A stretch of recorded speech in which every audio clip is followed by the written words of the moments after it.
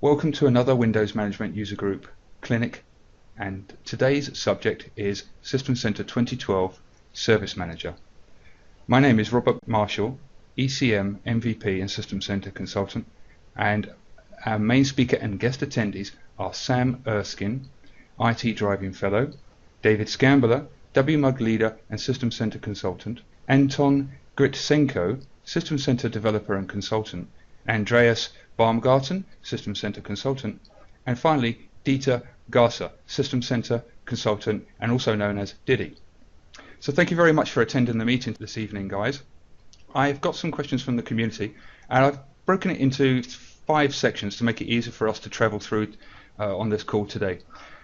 I've broken them into planning, installation processes, services and futures. So we'll kick off with the very first question for you guys to cover, and that's how many servers do I need for a full Service Manager deployment?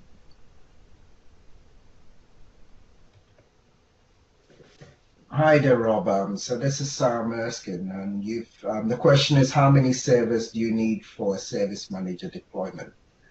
This is an interesting question because the official documentation now states that you need a minimum of 4 servers. So you will need 2 database servers and 2 management servers. If you want the portal, then you will typically have a 5th one. That's for a production deployment. But if you're a small shop, you can combine the database servers and the management servers together. Oh, okay, because that was part of the question from the same person asking about small environments and how does that all fit together. So yeah, you've led into that naturally. Yeah, and in conversations with Diddy and Anton, we would say it depends. So Microsoft's official statement should always be followed, because if you do need support, we would need to make sure that you comply with them. But we are price sensitive these days, and we use virtualization, so you can combine the database and the management servers, and if you need to scale out as you grow, you can then offload them to remote boxes and add more resources to it. I think Anton normally, or Diddy, you two normally have better experiences of complex scenarios that's not based on customer size. Anything from you guys?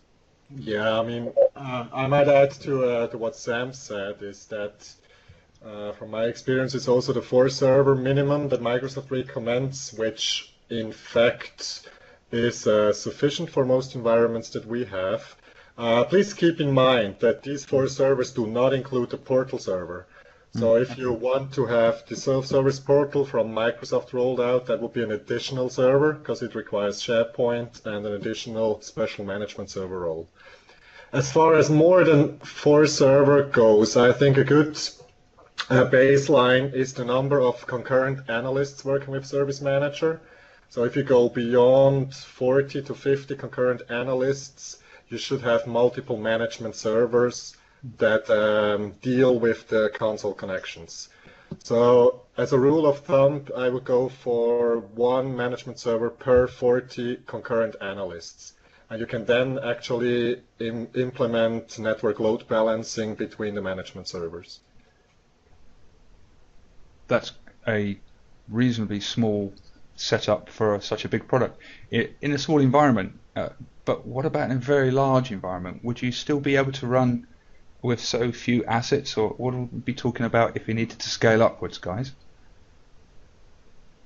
So in terms of like Service Manager, I always say that think about it more like an airplane. So it doesn't matter how many people are flying. The initial baseline is based on sizing up to 50,000 config items, and then you scale out based on what you do within the product rather than how many people you have. So you could have a 400 user organization, but you're generating a lot of service requests or incidents, and you have loads of computers that are pumping into the CMDB. So the workload plays a key factor in scaling out versus just the numbers that you're used to in, say, config manager. That's a good explanation. That makes a lot of sense to me. So I can see how they're disparate in terms of scale doesn't really represent workload. In a sense, scale, sorry, does, but I mean size of company doesn't equate to that load. Is that what you're saying? Absolutely, and I think what you call it, from experience though, more is better. It's still a young product in terms of what its presence in the overall system center world is. So it does have a lot of demand on things like memory and really good infrastructure. But the team is constantly improving this platform. So would expect those resource requirements to sort of like even out a little bit more as the teams really build on platform stability. I see. Thank you for that explanation, Sam. Guys, do you have any more thoughts on this, or should we move on to the next? I believe Andreas normally has some additional experience here, being based out in Germany. Any thoughts on this? Yeah, so basically I noticed a couple of times at our customers that they are distributing the resources not properly. So in my experience, it is like a management server with 8 or 16 gigabyte RAM or memory is fine, but ServiceManager is very heavy on workloads with the database. So if you struggle with performance, I would just take a look on the database server performance, which is basically memory, CPU, and most important, I think, the hard drives that are hosting the databases. Yeah, the just subsystem memory and CPU. A very interesting insight. Thank you, Andreas. Okay, so the next question is in the installation section, and it's a really interesting one actually. I think it's cryptic in the sense that it's going to lead on to some stuff from you guys. But what is the guidance on applying update rollups? Yeah, so this is an interesting one actually, and it's one that we got because of the recent update rollups that have come out. I've put it in to share with the panel and get their thoughts as well. In particular, it's to do with the data warehouse. So just as a bit of background, you will normally have the main management server, which we'll call the CMDB. You will then build a data warehouse, and when you connect the data warehouse to the CMDB, they perform an initial synchronization. Okay. And then you apply the update rollups. Now, if you only had the main management server, you can apply the update rollup to just that one. But if you have a database management server, you have to reverse the order. So you have to apply the update to that first, and then apply it to the main management server, the portal, and then consoles. Now, from experience, because the update rollups in a greenfield scenario, the connecting the data warehouse to the main management server can take some time. It can be up to like say 24 hours for all your objects to sync. So what you can do is apply the update rollup to the main management server first, make sure it's all working, then connect the RTM version of the data warehouse to the main management server, have that sync work, do all your testing again, and then apply it to the data warehouse. It was interesting because I actually had to get this information out to the product team 2 days ago because there's a very, very new update rollup that's come out. But that's my view. Any of you guys have something else to add to this little nugget? Yeah, about update rollups, it's It's a very strange situation from Microsoft. First of all, before install any update or labs, wait about a month at least, because many of last URs broke something in the Service Manager. It's not depend from Service Pack, it's not depend from R2 or not R2. All update or labs has broke something. So this is the first rule for update or labs. The second rule is read the knowledge base carefully, very carefully, because each update or labs brings something new to installation process. For instance, update or lab free bring new depend from data warehouse. So from update or lab 2 you cannot install update or lab without synchronization of data warehouse. So for instance, update or lab 3 bring the requirements for PowerShell script which must be run after the installation. So each time you must read the knowledge base carefully. That's always good advice, isn't it? Always to double check the KBs, make sure that you thoroughly understand the language, let alone the introduction of new steps or techniques. I guess if you make too many assumptions, you could blaze through there and destroy something. Yeah. Oh, actually, that's perfect advice from Anton, and it made me realize that I didn't state the most important thing. Having a test environment or a dev environment for Service Manager is more than highly recommended, because a lot of these changes, once you apply them, you do not have a simple roll-up. If I were to add anything to Anton's great advice, I would say definitely make sure you have a test environment that reflects your production environment, even on a small scale. Yeah, maybe I can add something here. I completely agree with Sam. And also please keep in mind that a successful installation of an update rollup does not necessarily mean that everything is running smoothly. So allow a couple of days after you apply the updates in your test environments, check all the event logs, do some manual checks and verify if all the data has been transferred to the data warehouse before you actually do the upgrades in the production environment. Have you guys got any blogs that refer to those kind of checks, or have you guys written any guides along those lines?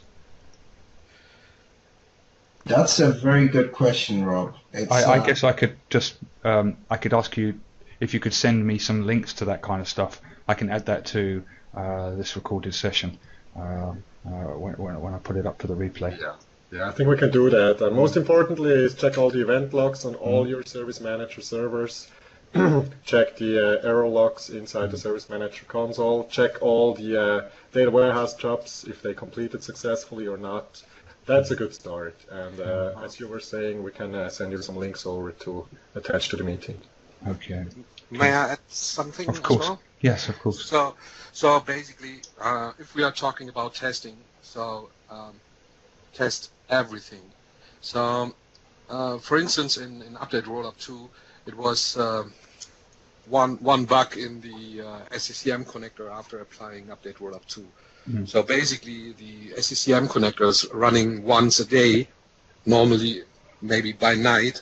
So if you install this in the morning and you're just checking something, oh yeah, it looks good, and you go for productive use then, and after the first sync is done and the connector is not working properly, it's middle in the night and you'll maybe lose a lot of information. Basically takes me this to the problem with the downtime. So if you do the installation, and please make sure no one is using the environment during your update procedure, and also not during the testing, because if other analysts are adding, let's say, incidents or new service requests are coming in and stuff like that, and you have to do a rollback, you will lose some data because of the rollback then. Thank you, Andreas. So I have some questions around this. You were mentioning putting the system, the environment into maintenance mode effectively so that you can get the upgrade performed. So I was just wondering what's the time involved here? How long does it take to actually apply these? What's the average on them? Because I'm sure each one's different, but what's your views on that, guys? So the time it takes to apply them is fairly quick. When I say that, I would say probably the installation process usually is probably about half an hour running the actual install. But when you upgrade the environment, you have to stop a lot of internal stuff like the connectors, the data warehouse jobs.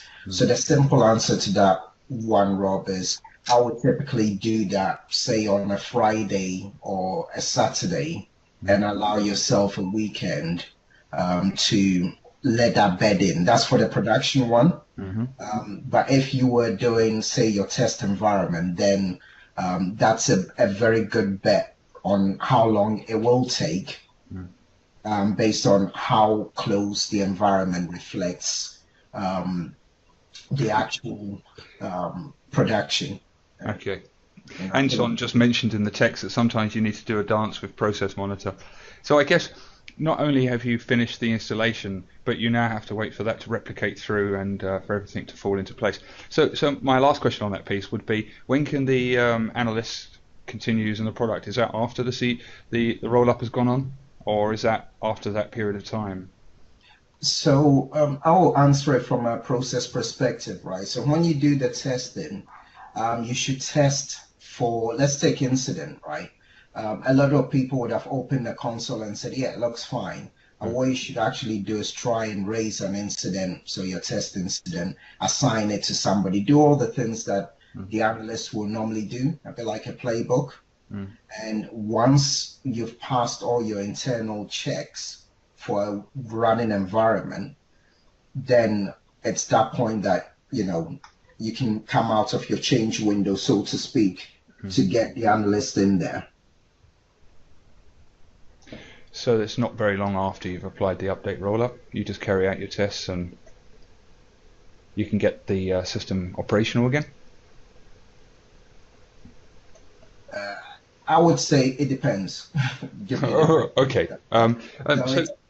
You basically hit that point where you know that you won't roll back the system. Yeah. Because your rollback option would be a backup and restore. So it's when you are comfortable that you've done your post-upgrade tests and they've passed everything. It's at that point that you can get your analyst working. And because this can be a mission-critical system for taking incidents, that's why it's recommended you plan for, say, the weekend. So by Sunday, you're okay. And on Monday, when your analysts come in, they'll be able to start using their systems with the upgraded consoles. I was just about to summarise this because you've said that already. Actually, you guys have intimated that you've given us your ideas, your experiences of leaving things running overnight and doing all these exhaustive checks. Okay, last question on this was test environment, and very briefly, if you could just run through very quickly, what kind of environment should you set up? Just a couple of the assets in there, like ServiceManager and, for example, Config Manager, or do you guys reproduce most of the production assets in there? Take this. So I will take this. So basically, the closer the test environment is to the productive environment, the better. So it doesn't make sense if you have a completely stripped down test environment, let's say with just some or only few CIs and only maybe half of all the workflows you're normally are up and running. So basically, the closer the test environment is to the productive environment, the more quality you get out of your tests. Because regarding maybe issues you might have with the update rollup, is not only like we always have in the IT, 0 or 1. It might happen that something is just very slow, not like completely broken, but performance is bad or something like this. And if your test environment is completely downsized, maybe you don't get the valid tests. I could see that if if you had an environment, a production environment that was put under load, you would be experiencing a lot more symptoms if there were issues out there, in terms of if you hadn't sized things properly, whereas you really wouldn't see that in the test environment. So yeah, it's I guess to just paraphrase that answer is to mirror your production environment in test as much as possible to get the best value. Guys, Rob, I'll just give you the final piece here from a positive perspective, right? Yes. So it's what's inside ServiceManager we're talking about, and because it's got one-way connectors, you can plug it to, say, your live AD to get all the objects in there, and it's independent, so you're not writing anything back. Likewise with SCCM. So ServiceManager actually has a major advantage that most of the stuff in it you can get as close as possible to production without the risks that you will normally have with over-resourcing in test. That's a good answer. Thank you, Sam. Okay, I'll move over to processes. So this is where this question sits best under that category. What is the recommended practice for synchronizing objects from Active Directory? Only what you need. And I think, Diddy, do you have any thoughts on this? Yeah, I will say exactly the same. Think only what you need. Yeah, and I'll add to that, think only what you need. We have seen a lot of environments where the customers would just literally create a connector and sync all the objects in their Active Directory domain without even thinking if they need all the objects. So just be aware, if you don't need an object, don't have it in your CMDB, because it not just needs space on your disk, it can also degrade performance of ServiceManager, it can slow down your searches, it can slow down your views. So really think of good filters, use the option to add LDAP filters and search criteria to your AD connectors, so that only the objects that you need are actually imported into the CMDB. And one more thing to add here is there is the option to also add members from Active Directory groups. So we have also seen that a lot of customers, they would just tick this option because they don't really know what's happening in the background. So you really only have to tick this option if you want to have one Active Directory group and get all the members of this group in your CMDB. If you're importing everything from Active Directory, do not tick this option. Otherwise, the connector will run very, very long time and cause a huge load on your servers. I see. Good advice. So yeah, don't just grab everything and use the KISS principle of keeping it simple. Yeah, and one more thing about deleted objects. By default, Active Directory connector cannot get the deleted objects from AD. So you need to change the permission on the deleted objects in AD. Deleted object container, in AD, to give a permission for workflow account to get data from about the deleted users and computers. That's important. Okay. Well, thank you, guys. The other question in processes is what is the best collection to synchronize to synchronize Configuration Manager objects from? Obviously, you can go and rich pickings of the collection structure in Configuration Manager to choose from when you set up the connector. Just wondering if you could guide us through on what are the best objects to, or the best methodology or approach similar to synchronizing objects from AD. What's your thoughts on that? So this is one that it's very important that you understand that if you synchronize objects from SCCM or Config Manager, all you're doing is adding on to the rich data from AD and typically the inventory information that you need. So what I would say is target a collection that says has all your agents in there, and you are actually running hardware inventory on, because the classes that get populated in ServiceManager, there is an actual published set of synchron. So if you don't have intelligence enabled, then you're not doing hardware inventory on clients in a particular collection, they'll be no good to you in ServiceManager because you can get the same information from Active Directory. I see. Okay. Others? And one more thing about the configuration manager. The configuration manager connector is not so performance killer like AD connector. So, because of this, you can sync more data than you need, in fact, because all of this data is static data, and they are not used in any workflow by default. Interesting. Okay. Okay. I have another addition. We have one environment at the customer which is pretty large, I think. And if you see that the SCCM connector maybe is taking a long time, you can split this. So it's possible to add as much connectors as you like, as you want. So basically, it's to say, okay, the first SCCM connector will just sync this collection, and 1 hour later, another connector is maybe grabbing the information by a second collection or something like this. And so stagger it. that's possible. Same counts for AD connector. So at this customer, we implemented one AD connector that is syncing the users, one for the computers. Just as an idea to split the workload. So that's a good idea, yeah. Yeah, and just to add to Andreas's piece, it's best to have separate user accounts because then they run in their own parallel threads. So if you need to stop one, it doesn't impact the other. But I believe it's already been blogged about. But do you have any thoughts on it, or Anton, about using different accounts?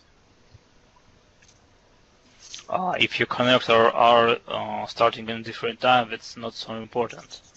And I would say more, it can cause the blocked on database level.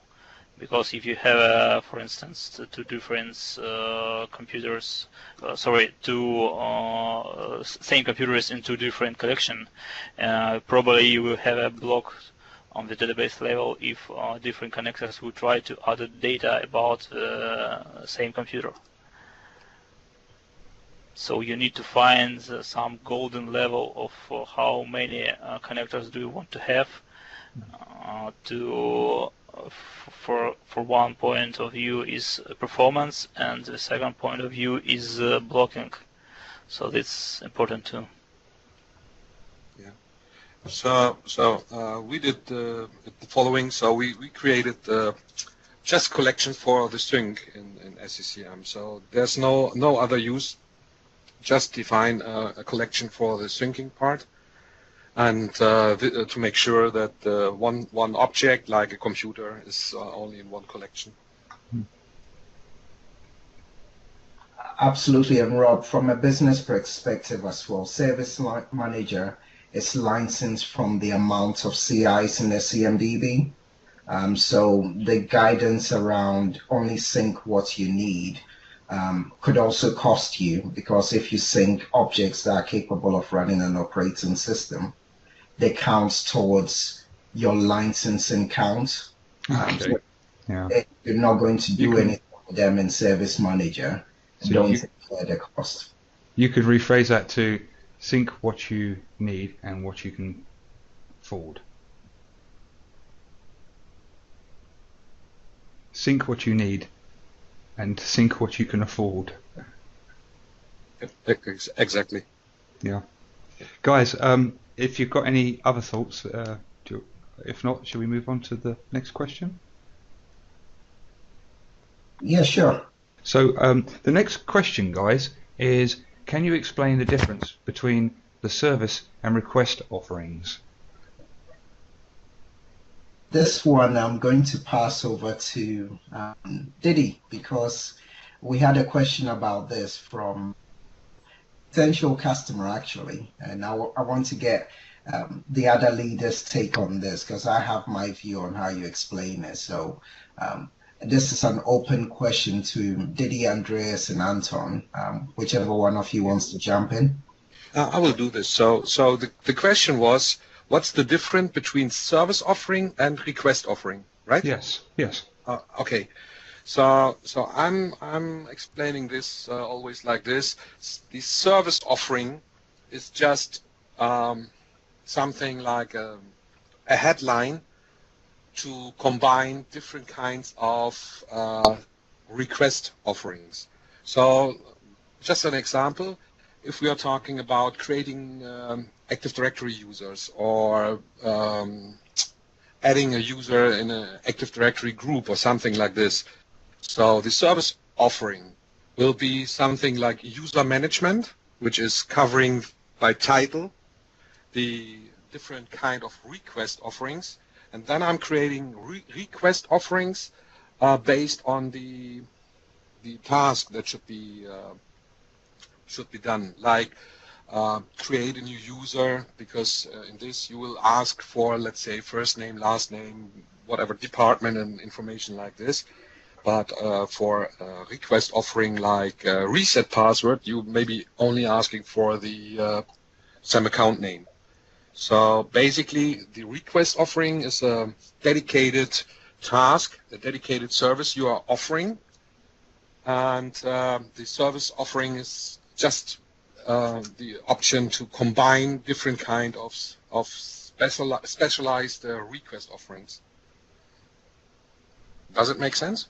I was just about to say that's completely cleared it up. Yes. Yeah, so I think I'll send you a little post that a gentleman in Switzerland did for me called Alexander Elderman. Actually works for Didi.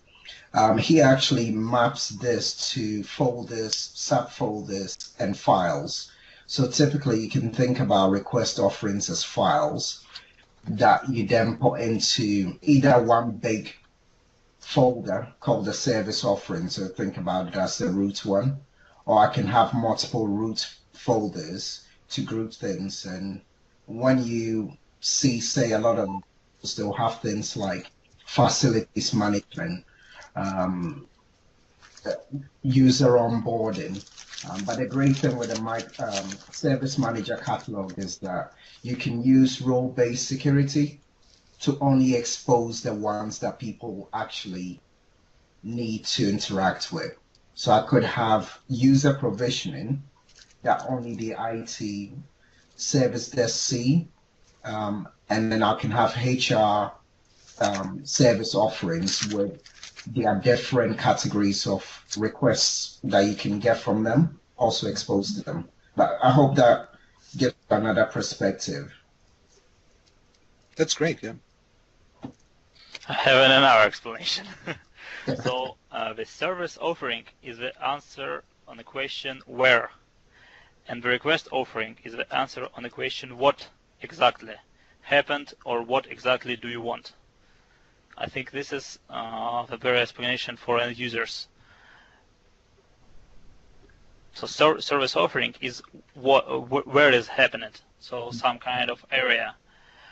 And the request offering is what do you want exactly in this area. I think collectively through the three explanations there, that has really made that subject clear. Thank you very much. Do you have any other thoughts on that? Should we move on to the next question, guys? Do you have some more questions regarding service request fulfillment, or because I want to add something to this? Let's ask. I have one more, and then if you could just park yours for after. I have a question here asking about how easy is it to set up the self-service portal integration with Configuration Manager? So this is a great question because there is confusion about which portal do I use. And to clarify it, the Config Manager portal allows the Config Manager admin to approve, say, requests for software, the ones that Rob asked you know in your sphere. If it's requires approval, then it pops in there. Service Manager gives it that service management perspective where I may need approval to, say, get Visio or project, but before I actually deploy it, I need the license manager to say it's okay. So you still do everything you would do in config manager and orchestrator, but then you use service manager's portal as the process part. But the second part of your question, Rob, is how do you set it up? Yes. Most of the work is done actually in the service catalog in the background, how you set up Service Manager itself. And you can think about the portal as the ATM for the bank. So if you have an organized bank, you wouldn't see anything at the cash point. Okay. So if we're talking about configuration manager, I think we're talking about the software catalog only, right? That's correct. So in this case, my opinion is very simple. Use the smallest number of portals. So if you can do everything in one portal, do it. You no need to have 2, 3, 5, 10, 20 portals on your environment. This is very bad for you. This is very bad for your end users, because you need to admin this. End users need to learn this. So for all of you, this is crazy. So do it as simple as it can be. The concept single pane of glass kind of applies there, doesn't it? It's trying to get everything in one place. So are you suggesting, Anton, are you suggesting that you would ditch the application catalog that comes with Config Manager and surface all of that in Service Manager portal? Or are we talking about doing no service requests from Config Manager at all? And because I didn't quite get the gist of that. For my customers, I always try to do all thing about software catalog and Service Manager portal. I already have some scripts and some runbooks for orchestrator to do this. So I try to do all thing in the Service Manager portal using the approval workflow in Service Manager. So only thing when I do in Configuration Manager is installation software itself. Nothing more. All approvement, all requesting, I try to do in Service Manager if it's possible. Do you have any material on the internet that you could feed no, unfortunately. This is not some public thing. Okay. I think if I add something to that, and that's very important, I want to highlight actually what Anton already said. So, I mean, the application catalog in SCCM is good, and it works out of box, right? If you want the same user experience in Service Manager, there is actually a lot of engineering that you have to do. There is a solution accelerator available from Microsoft that does part of that, so that actually synchronizes the application catalog over to the CMDB in Service Manager. However, this solution accelerator is no longer supported in the latest version of Service Manager. But still, I mean, you can download it, you can extract what's in there, you can kind of reverse engineer the runbooks, extract the scripts, and I'm sure you can make it running by kind of reverse engineering the solution accelerator that is available on TechNet. That would be a good start, yeah. And Rob, I mean, all the guys on here, we all sort of like offer consultancy services, and we are, I believe, very, very reasonable. So our details will be available afterwards, and collectively, if you're willing to make the right investments, these guys will be able to help you out. By all means, do so. I just want to add something for service request or the service catalog at all. So basically, you should just phrase things for the service catalog for the target group of users. So if you are thinking about, how should I name my request offering, just do it in the same words the target group of users will use. It doesn't make sense to maybe go for IT-specific phrases or words if the target group doesn't get the idea what are you talking about. So basically keep it simple for the user, for the target group of users, so they get immediately an idea about, oh, this request offering is whatever, I need a new user. It's way more clear for the people than creating a new user in Active Directory with whatever group permissions or something.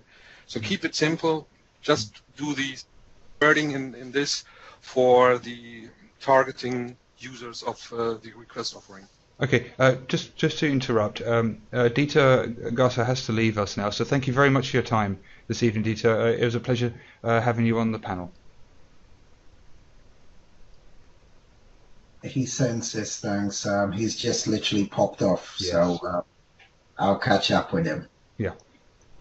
So, Andreas, very interesting. Sounds very complicated stuff. So I can understand that you would need someone that's very well established in this space to actually pull something like that off. I'm guessing that the uptime, the spin up time it would take for somebody to get that's fresh to get into this, and the amount of skills that's requirements that are involved would make it a project that would take quite a few months to achieve, unless you'd already been through it. Is that a good summarization of it? It is, and it depends. The great thing is that the team of guys on this call, actually, we all got together, and there is a ServiceManager cookbook and an orchestrator cookbook, which basically it's a solution in a box. So at a minimum, you should be able to do it on a small scale. There's no substitute for practice, but this is a product that's got a great deal of support in the community. So the project part that you're talking about, it's more to do with business onboarding of a new product rather than learning it. Yep. All right, understood. Okay, Andreas, you did have a question for us for this section under services?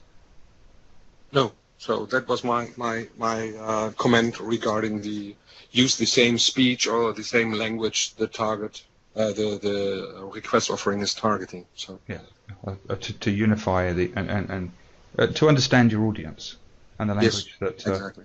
that they could consume. Okay, guys.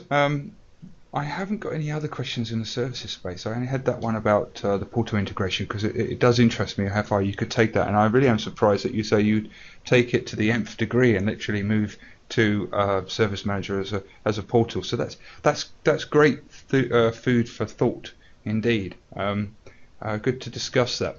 So let's move on now to the final section, which is futures and events. So I've got 3 questions in here. And the first one's rather provocative. Is ServiceManager here to stay? And I guess that's because there has been a bit of a shuffle around inside Microsoft recently. And I'm not too sure if the roadmap for this thing for ServiceManager was fully etched out. But what are your thoughts on that, guys? So, go ahead. I'll let Andreas jump in after I've given a little nibblet. So the great thing is that Andreas and Anton are both MVPs, so they're very close to the fire. Very recently, Microsoft put some great blogs out. The organization, especially around ServiceManager, there had been no movement on the product for close to 2 years. I was in Redmond about 2 months ago and actually got to meet the actual team. So they've ramped up now. So I can personally say that it's here to stay because I've seen the people.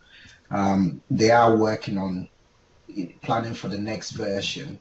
And as you know, Rob and David and everybody on the call, Microsoft is relaunching its image out there. So a lot of these things, though they're here to stay, they are changing. That's my personal view and some of the experiences I've had. But I'll let Andreas and Anton jump in because they tend to be closer to the fire as MVPs. Besides, we are not allowed to hurt any NDA things. Basically, Sam already mentioned the blog where Microsoft did a statement regarding the future of ServiceManager with the statement at all that will be development efforts and things in ServiceManager. So that's one thing. And another thing from my perspective is if we are talking about cloud, Microsoft likes to talk about cloud and cloud services and things like that. I think the whole story of cloud doesn't work without any IT service management solution. So if we are talking about cloud, dynamic, agile, whatever infrastructure, whatever you like public, private, hybrid, whatever cloud. I think there's always a need for the IT service management processes like incident management, change management, things like this. So I'm pretty sure we will talk about Service Manager for the next few years. A lot of times, I think. Absolutely, and the session I did was called Service Manager is the gateway to the cloud. So it's not about putting Service Manager into the cloud. If you're very well drilled in your processes on premise, it's easier for you to know, well, what services, for example, be a good candidate for the cloud because you've run them, you've measured them, and Service Manager will help you with that. So that's why, we are quite confident that Service Manager will be around for a while. It will just improve and take on a different form based on Microsoft's direction. Yeah, and I want to add to some facts when I can share. I think I'm pretty sure it's not under some NDA, so just a few interesting facts about the product group and about Service Manager itself. So product group who working on the Service Manager itself is growing. It's growing very fast, and next couple of years it will be a lot of improvements about Service Manager. And another facts, what Microsoft say, they think about clouds. They don't think about usual environments, I would say. So if you want to have non-cloud environments and use the Service Manager in non-cloud environments, you must be prepared for partner solutions, because Microsoft will move Service Manager to the cloud. So it will be some kind of cloud solution for, I don't mean some Azure solution, but for management of the cloud, as Andreas already mentioned this. So, for instance, there is no improvement on the self-service portal in the next version of the Service Manager. And there is no improvement on other things what more touched to usual environment, not cloud environment. But there is a lot of investments in cloud environment. For instance, integration with Windows Azure Pack, integration with VMM, with cloud environments itself. So I'm wondering, the language that you use there, Sam, is gateway to the cloud, whereas Anton, you've defined this as more as the gateway in the cloud.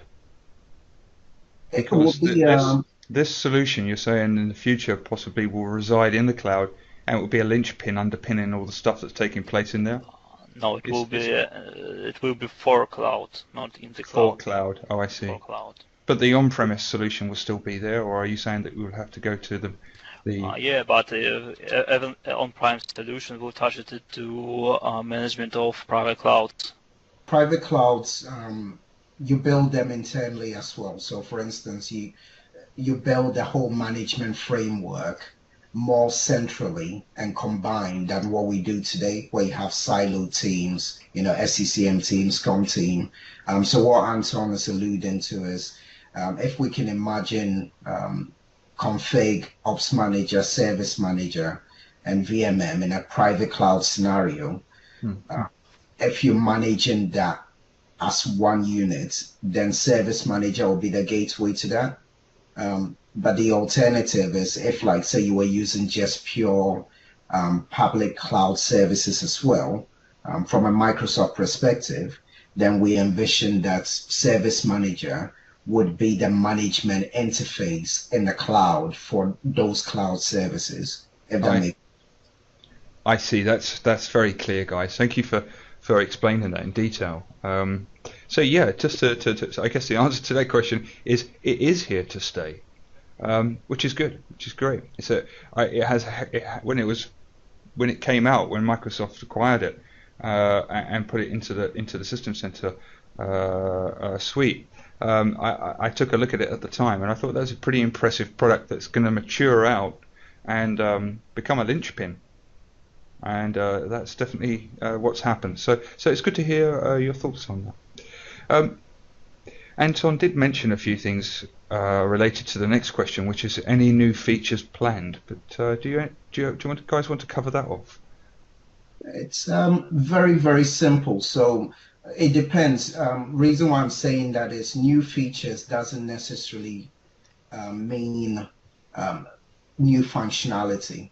So the new features, you can align it to improvements like platform improvements and incremental cleaning, because Microsoft's huge target is to make the platform as stable as possible. Because the product today is supported by a great ecosystem of extensions to it. So you would still have to rely on partner portals, partner gap fillers, so to speak, while Microsoft improve on the platform that all of these extensions sit on. That's my view, and that's what we see in. But I don't know, Anton, you develop add-ons that make ServiceManager better. Some are free, some are chargeable. What are your thoughts on this? Same of you, but this is the public information, and we as MVP could not say any more except the public information. So if you expect something hidden knowledge, there is no some hidden knowledge, and if really it will be here, we can't say anything about this because of NDA. So yeah, the currently product group tried to stabilize the product. That's all. Okay, we should just take it as a given that you can't breach your NDA and that you shouldn't be telling us anything that's not public. But we should also assume that the target audience, the audience that's listening to this show, may benefit from knowing some of the stuff that is within the public realm right now. So all these kind of questions kind of revolve around those kind of audience. Yep. So basically, to get the whatever latest information, let's call it like this, maybe it's a good idea to join the link-up call from Microsoft. So it's mentioned on the blog. I can just post the link to you in the message window. So there's a monthly call which is public available, and sometimes the product group will just announce information or maybe get some more details on stuff. So I'm fine with it if Microsoft is doing this. But on the other hand, sorry for that, but we are not allowed to talk about NDA stuff. Link-up call, maybe it's worth a try. Also, I'm expecting at the TechEd in Barcelona, TechEd Europe 2014. What I'll do is, if you could just send me some links, I'll put that on the slide and let the audience see that. So thank you guys. That's a good explanation of where things are right now and what's up ahead. So I've just got a last question here. What are the community events or resources I should use to keep up to date? And Andreas just mentioned TechEd. Do you have any other stuff that regular watering holes that the public can? Yeah. So I think best event in Europe you could attend is the System Center Universe 2014 Europe in Basel, which is from 17th to 19th September 2014. Repeat that. That broke up. Sorry. Sorry. So Okay. I think the best event in Europe for related to System Center, ServiceManager, and things like this is the System Center Universe 2014 in Europe, which is hosted in Basel. It is from the 17th to the 19th September, and so far it is 26 MVPs from the System Center world are over there. Some guys from the product group, a lot of third-party vendors, and it's the second time this event is hosted in Swiss. And the first one was really, really great with a lot of interesting sessions and really great sessions, a lot of good presenters. So hopefully I will meet Anton over there as well. That would be a great event for the community to go to. So we've got that date there of, did you say? 19th. To the 19th, sorry. Yeah, I will just send you an link for this. I'll put the link up. Yeah, I already have post link to the link. Awesome. Well, I've got that in the chat there, so I'll put that up on the slide. That's great. Other places that you go, are there mailing lists that you subscribe to? I know you mentioned the Microsoft link up. Are there other places that you go to? Is there a mailing list on my IT forum? Yes, so you've got the link up, you've got the ServiceManager blog, you got TechNet Gallery, and if you follow Anton, Anton's got some great development blogs. It's actually very, very well supported in Europe in terms of those with the know-how on ServiceManager, and they're very good at sharing that information. So look out for, there's also a global system center universe. They typically do a live stream, a bit like the Tech Ed ones. So what I'll say is just keep an eye on Twitter. I think there's a survival guide. I have a curation out there as well if you're into Kura. If you go to my blog, I've pulled together kind of like the beginner's guide to ServiceManager. And you can always hit WMUG because now that Rob, you've run this session, you'll be the next entry point when you host our event. Yeah, we can certainly do something about that. So definitely would love to have you guys over, and I know that you're spread around Europe, so maybe we can organise something there for the Windows Management User Group. So that's great. I think that pretty much wraps up the session this evening, guys. Is there any other stuff that you would like to bring up now before we wrap up? I'd just like to say thank you, WMAG, for hosting this. I've learned a great deal because there have been some great guys on the calls and the questions have been good and well answered. So I hope whoever is watching this, you enjoyed as much as we have in participating in it. Well, I've thoroughly enjoyed this. I'm sure that the audience will do too, and we'll get some more questions together and perhaps touch base with you in maybe 6 months' time, see how things have moved on. Absolutely. Thank you. Well, thank you. Many thanks to all of you for those that could attend tonight, the hosts, the guest attendees from the Windows Management User Group, and just to let you know that if you want to see any of these other events, if you just keep an eye on the wmug.co.uk website, you'll see that on our front page we keep a calendar there and you can see what's coming up and when it's planned. So thank you very much, gentlemen. Thank you very much for your time.